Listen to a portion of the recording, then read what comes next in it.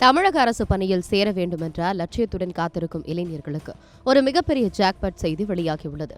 தமிழ்நாடு அரசு பணியாளர் தேர்வாணையம் எனப்படும் டிஎன்பிஎஸ்சி தற்போது ஊரக வளர்ச்சி மற்றும் ஊராட்சித்துறை உட்பட பல்வேறு அரசு துறைகளில் காலியாக உள்ள 839 பணியிடங்களை நிரப்புவதற்கான அதிகாரப்பூர்வ அறிவிப்பை வெளியிட்டுள்ளது.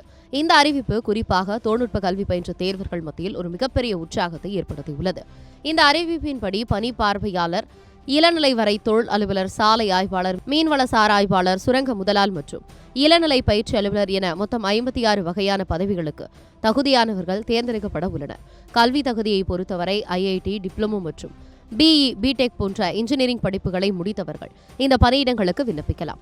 ஒவ்வொரு பதவிக்குமான தனித்தனி கல்வி தகுதிகள் குறித்த விவரங்களை டிஎன்பிஎஸ்சி இணையதளத்தில் விரிவாக தெரிந்து கொள்ளலாம். வயது வரம்பை பொறுத்தவரை ஜூலை 1, 2026 அன்று குறைந்தபட்சம் 18 வயது நிறைவடைந்திருக்க வேண்டும். சில குறிப்பிட்ட பதவிகளுக்கு 21 வயது நிர்ணயிக்கப்பட்டுள்ளது.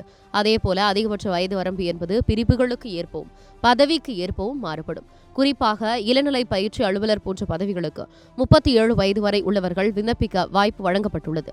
தேர்வு முறையை பொறுத்தவரை தாள் 1 மற்றும் தாள் 2 என 2 கட்ட எழுத்துத் தேர்வுகள் நடத்தப்பட்டு அதன் பிறகு சான்றிதழ் சரிபார்ப்பு அடிப்படையில் தகுதியானவர்கள் தேர்வு செய்யப்படுவார்கள்.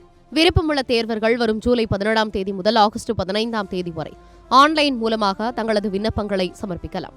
விண்ணப்ப கட்டணம் ₹100 மட்டுமே. இதுவரை டிஎன்பிஎஸ்சியில் ஒருமுறை பதிவு செய்யாதவர்கள் ₹150 செலுத்தி ஒன் டைம் ரிஜிஸ்ட்ரேஷன் செய்து கொள்வது அவசியமாகும். விண்ணப்பங்களில் ஏதேனும் திருத்தங்கள் இருந்தால் ஆகஸ்ட் 19 முதல் 21ஆம் தேதி வரை திருத்திக் கொள்ளவும் கால அவகாசம் வழங்கப்பட்டுள்ளது.